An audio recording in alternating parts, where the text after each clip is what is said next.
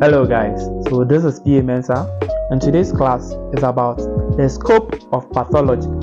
The scope of pathology. Now, when we say pathology, it's a medical terminology, alright? It's a medical term.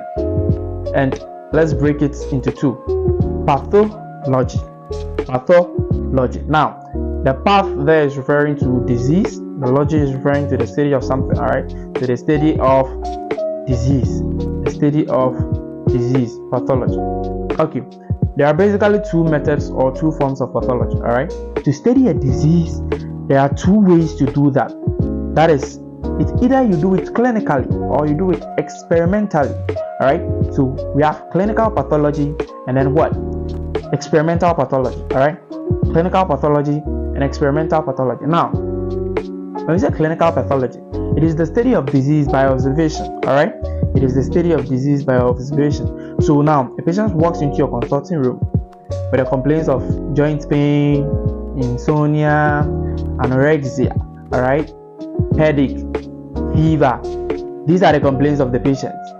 All right, these are the complaints of the patient. Now, how do you reach to diagnosing the patient? By observation, you are going to do, your examination. So you observe the patient. You do your auscultations, you do your palpations and your percussions, all right? By physical examination, by physically observing the patient, all right, you reach to a diagnosis even before you call out for your labs, all right, or other investigative models, all right, so or modalities.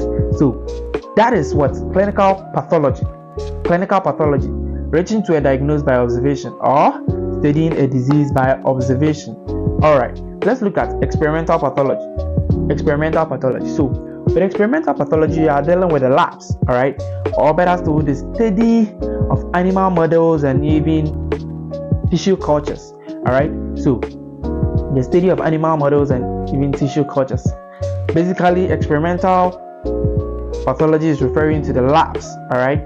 Your X-rays, your ultrasound scans, your MRIs, your CT scans, your labs like the urine analysis, the stool analysis, or the cultures and sensitivities, all your LFTs, the KFTs, or better to BU and creatine. All these are lab works. All these are experimental observations. All right.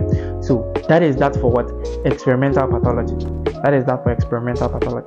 Now let's look at some subdivisions of pathology. So grossly, all right. Grossly, there are about